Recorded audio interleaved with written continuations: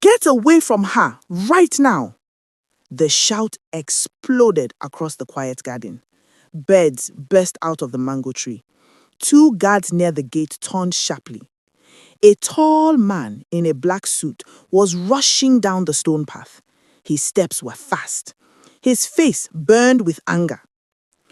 On the other side of the garden, beside a white wheelchair, sat a thin homeless boy. His clothes were dusty. His slippers were torn. But he wasn't begging. He was holding the girl's hand. Slowly, carefully, he was guiding her fingers over a paintbrush. The billionaire father clenched his fists. "Leave my daughter alone!" He was only a few steps away now. The guard started running toward them. But something strange happened. The boy didn't run. He didn't panic. He didn't even look afraid. Instead, he gently lifted the girl's hand again and helped her drag the brush across the canvas. A soft blue line appeared. Then the girl spoke. Her voice was small, shaky. "Daddy, wait." The billionaire stopped. He had not heard that tone in 2 years. "Daddy," she whispered again, staring at her own hand like she didn't believe it. I can feel my fingers." The garden fell silent. No one moved. The billionaire stared at her hand, then at the paintbrush, then at the boy. 2 years. For 2 long years, his daughter's hands had been lifeless. Doctors had said she might never move them again. But right now, right in front of him, her fingers were trembling, and a homeless boy was the one holding them. But the billionaire had no idea how this impossible moment began, and what he would soon discover would change 3 lives forever. But to understand this moment, we need to go back to the very beginning, how it all started. You're watching African Stories That Touch. 2 years earlier, this same mansion had been full of laughter. The girl's name was Juliet. If you walked into her room, the first thing you noticed was color.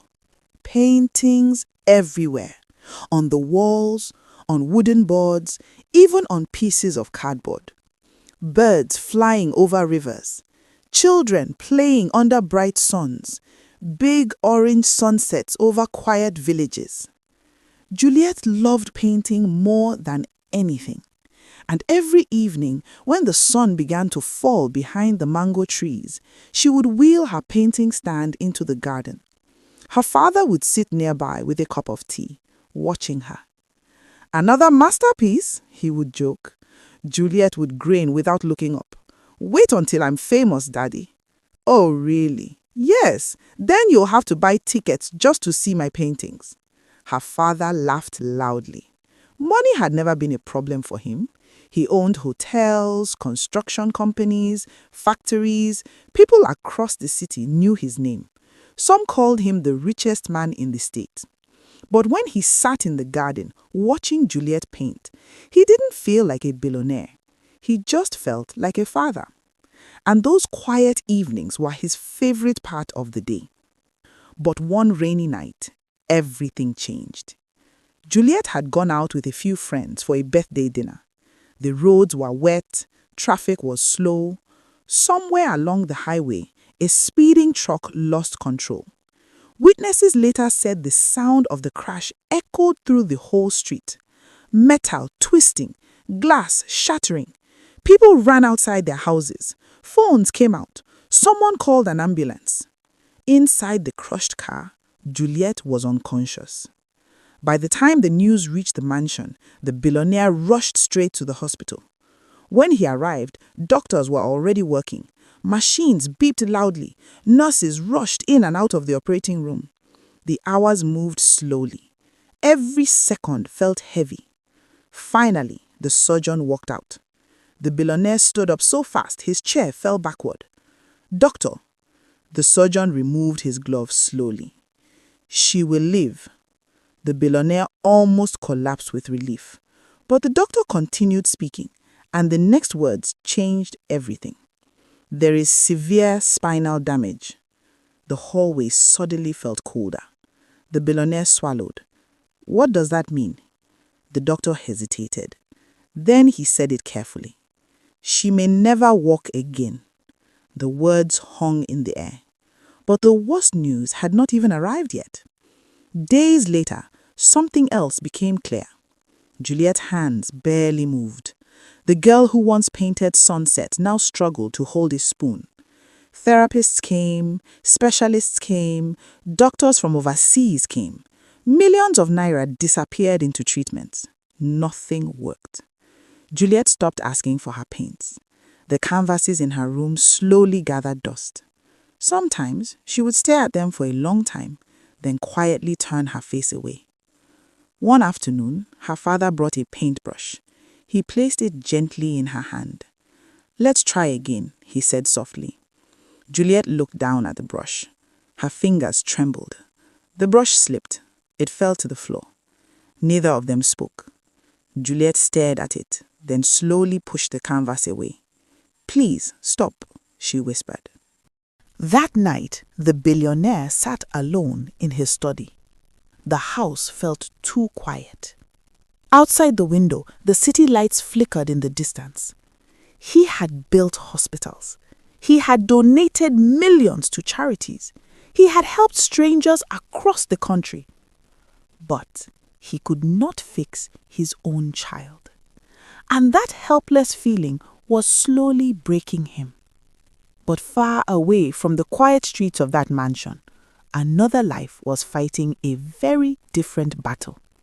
A boy named Tunde slept behind a small roadside shop. He had been alone since he was 10 years old. His parents were gone. No relatives, no home. He survived by doing small jobs, carrying loads, washing cars, cleaning windshields at traffic lights. But Tunde had one strange gift. He could draw very well. Nobody knew where he learnt it. He found old cardboard boxes in trash bins and used charcoal to sketch faces.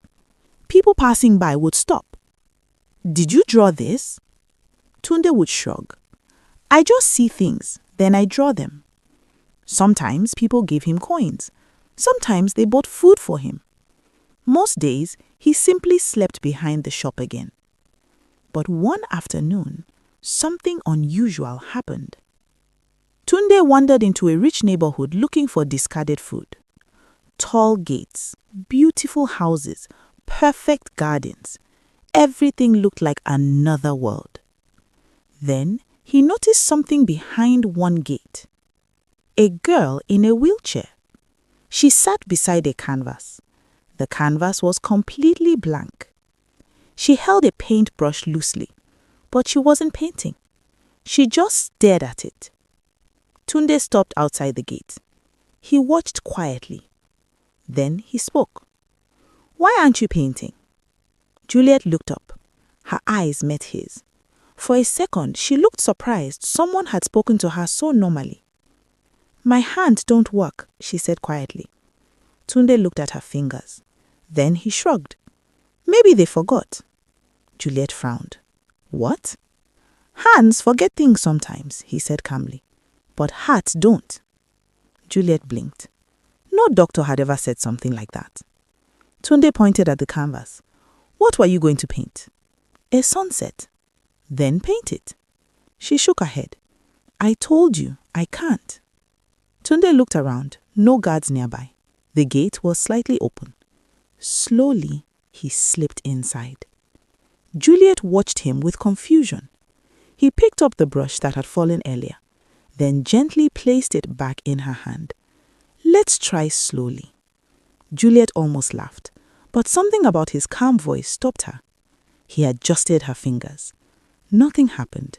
The brush slipped again. Tunde came back the next day, and the next. Sometimes guards chased him away. Sometimes he slipped through when they went looking. Each time, he sat beside Juliet. "Hold it like this," he would say. Her fingers trembled. The brush slipped again. They tried again and again. Some days, nothing happened. Other days, her fingers twitched slightly. Juliet started laughing again. Small laughs, quiet ones, but they were real. And something else began to change. The blank canvas slowly gained tiny marks, a red dot, a faint yellow line. Juliet stared at them like they were miracles. "I did that," she whispered one day. Tunde grinned. "Of course you did." Weeks passed. Juliet's fingers slowly began responding more. Little movements, little strokes.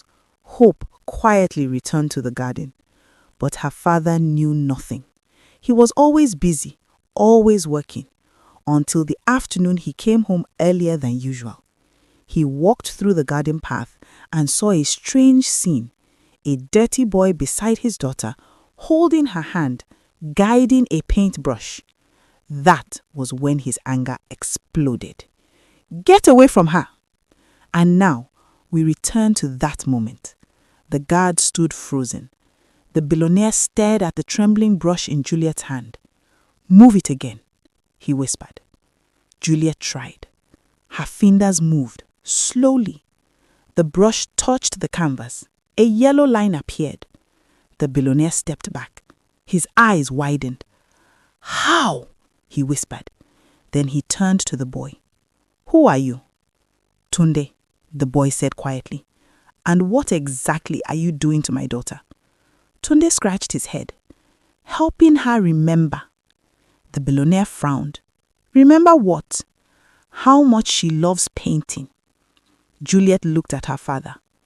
"He didn't treat me like I was broken," she said softly. The billionaire's anger slowly melted away. For 2 years, people had treated Juliet like fragile glass. Doctors, nurses, visitors, everyone. But this boy, he treated her like a painter. The billionaire studied him carefully. Dusty clothes, barely any shoes, thin arms. But his eyes held no fear. Finally, the man said quietly, "Come with me." The guard stepped forward, expecting the boy to be thrown out, but the billionaire pointed toward the house instead, to the dining room. Tunde followed nervously. A few minutes later, a large plate of food was placed in front of him. Rice, chicken, fresh fruit. The boy stared at the plate as if it might disappear. The billionaire sat across from him. "You like helping my daughter?" he asked. "Yes, sir." "Then here is the deal." Tunde slowly stopped eating. "You come here every day," the billionaire said. "You help Juliet practice painting." He leaned back slightly.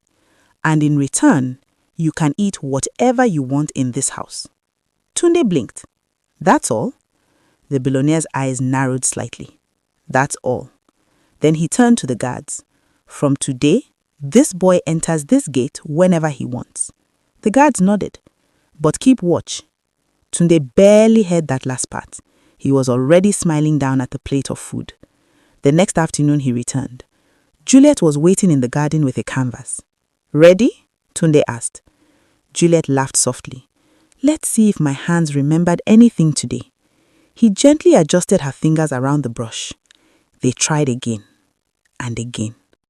Some days the brush fell. Other days the paint barely touched the canvas. But they kept trying. Days slowly turned into weeks. Every afternoon, Tunde came through the mansion gate. Sometimes the guards watched him closely. Sometimes they even searched his pockets. But the boy never complained. He simply walked straight to the garden where Juliet waited beside her canvas. They practiced every day. Some days, her fingers barely moved. Other days, the brush stayed steady for a few seconds longer. Each small victory felt like a miracle.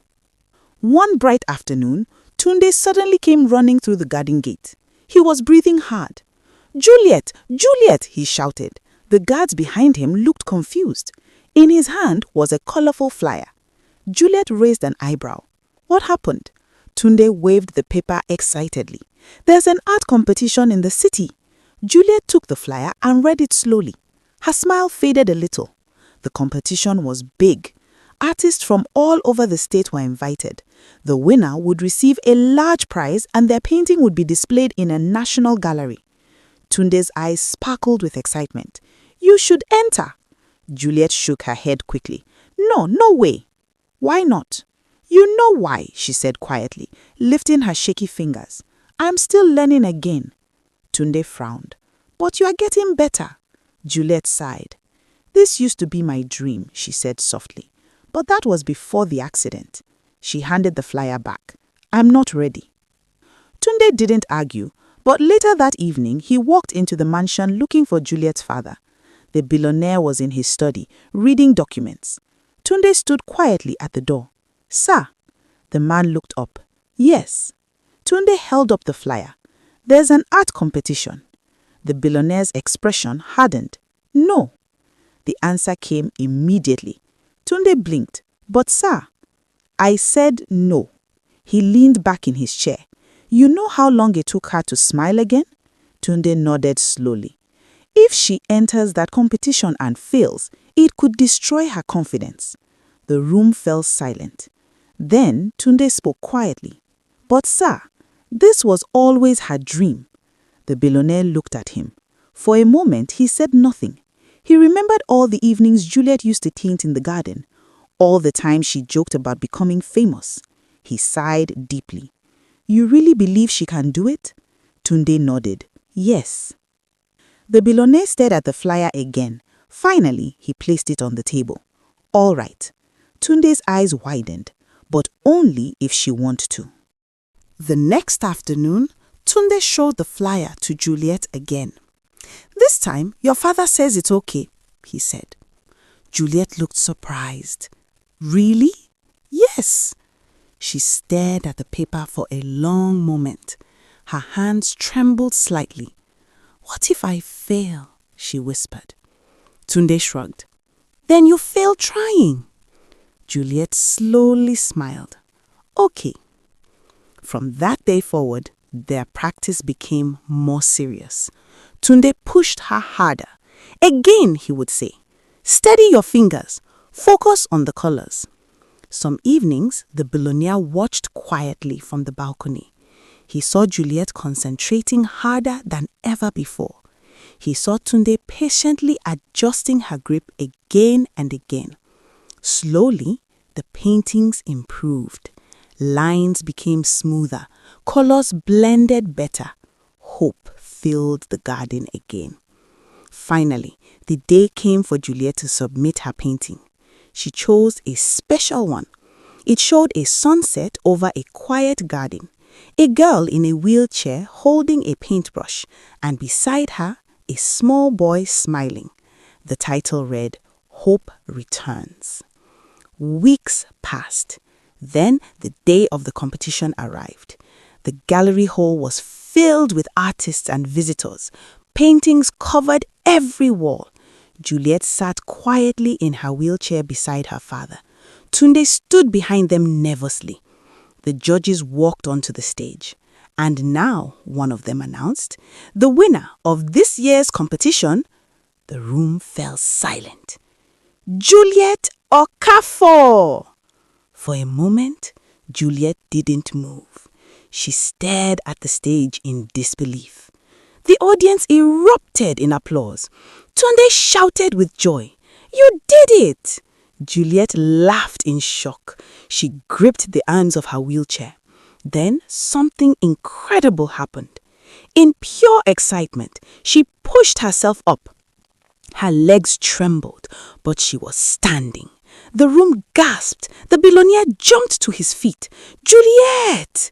She stood there for a few seconds, laughing and crying at the same time. Cameras flashed everywhere. Tunde stared at her with wide eyes. You're standing! The billionaire rushed forward and hugged his daughter tightly. Tears ran down his face. Later that evening, the three of them sat quietly in the mansion garden. The air felt peaceful. The billionaire looked at Tunde. You came into this house with nothing, he said softly. Tunde nodded. But today, the man continued, you gave my daughter her dream back. He placed a hand on the boy's shoulder. You will never return to the streets again. Tunde looked confused. You live here now. The boy's eyes widened. And next week, the billionaire added, you start school.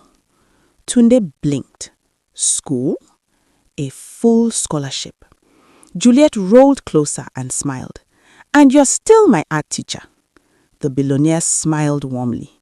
You came here a stranger, but today you leave this garden as my son. Tunde looked around the mansion garden, the same place where he once stood outside the gate, hungry and invisible.